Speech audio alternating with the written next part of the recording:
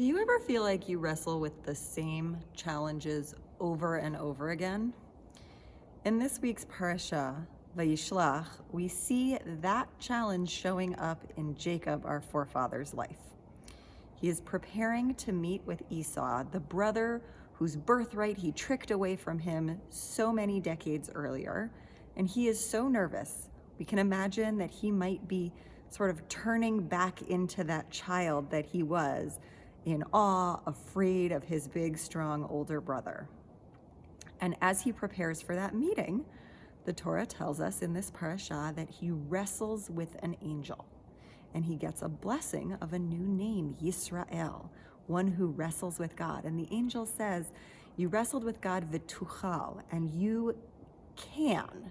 It's often translated as, and you prevailed, you won, but that's not exactly an accurate translation. We should understand it to mean you can wrestle, you can do this. And it would be nice to imagine that after this wrestling, Jacob is a confident person who never tells a lie again, never plays a trick, and is able to own who he is with strength and security.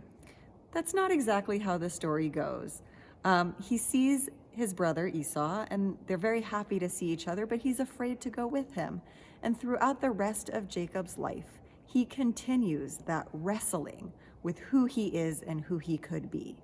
And I think it's a really important model for us that our forefather isn't someone who has an important experience once and then gets it right forever after. He is someone who wrestles and learns something and then maybe slides back and has to keep wrestling.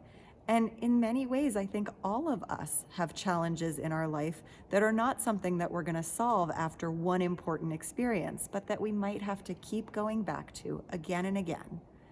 So I encourage you to think this week and this parsha, what are the challenges that keep coming back and keep inviting you to wrestle with them in your life? And how can you be able, like our ancestor Jacob, to face that wrestling? Shabbat Shalom.